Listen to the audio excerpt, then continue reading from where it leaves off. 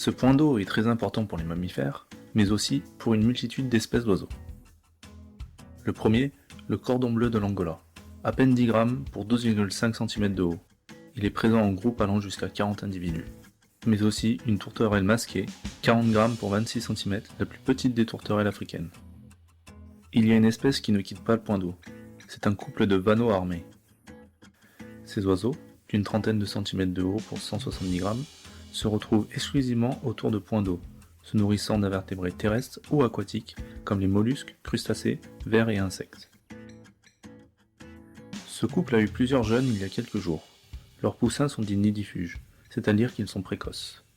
Ils ont déjà un duvet de plumes, entendent et peuvent se déplacer très vite après leur éclosion.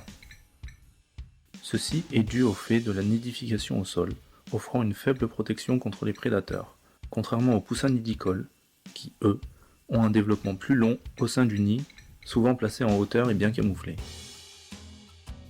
Après avoir été couvés pendant une période de 26 à 33 jours, les poussins quittent le nid dans l'heure après leur éclosion. Pesant à peine 11 grammes, ils voleront à partir de 40 jours. Nous trouvons aussi le tisserin à tête rousse, 15 cm pour 34 grammes, ou encore le touraco concolore, 49 cm pour 270 grammes. Son régime est fait de fruits, pétales de fleurs, bourgeons, feuilles, nectar et parfois quelques invertébrés. Et enfin, la pintade de Numidie. Cet oiseau, de 56 cm pour 1,3 kg, vit en groupe de 15 à 40 individus. Leurs journées sont très cadrées. Quand l'ensemble de la troupe descend de leur perchoir aux premières lueurs du jour, leur première activité est de se rendre au plus proche point d'eau pour s'abreuver. Après avoir passé leur journée à se reposer et éviter les nombreux prédateurs, ils recommenceront à se nourrir 2 heures avant le coucher du soleil, et se redirigeront une dernière fois vers un point d'eau, avant de retrouver refuge sur leur perchoir pour la nuit. Leur alimentation se compose d'invertébrés, d'herbes, de tiges, de bulbes et de graines.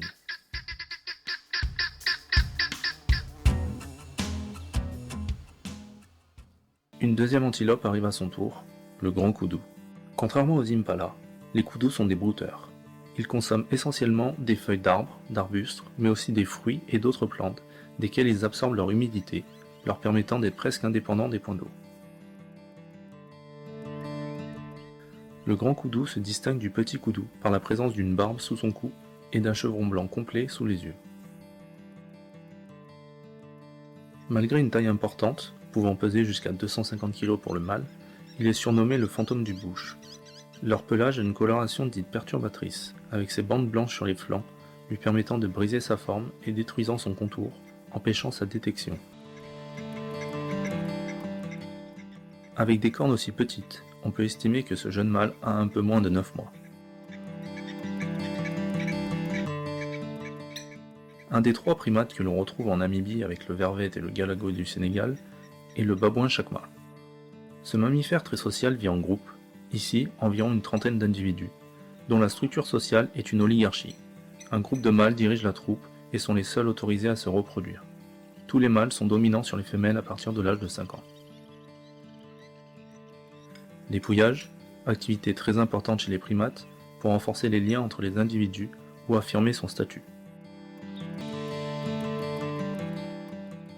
Le babouin est un vrai omnivore, ayant une grande diversité dans sa nourriture, consommant aussi bien des végétaux, feuilles, fruits, graines, racines, bulbes, fleurs, que des animaux, comme des insectes, mais aussi des oiseaux et des petits mammifères. Avant d'aller boire, la troupe de babouins observe longuement les alentours. Les singes savent faire même le sol, ils s'exposent vraiment, donc ils sont sur le qui-vive.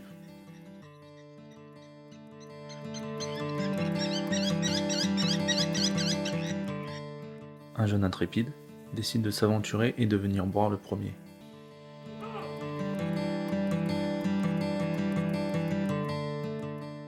Les babouins sont des primates très intelligents et restent prudents, surtout lorsqu'ils repèrent un visage humain qui les observe, caché non loin.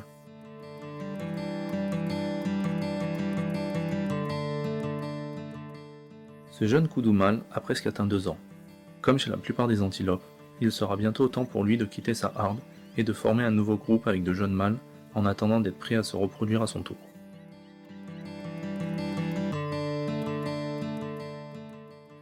Sa mère, dont il s'est émancipé peu à peu après ses 6 mois et son sevrage, s'est probablement déjà fait courtiser à la dernière saison des Amours.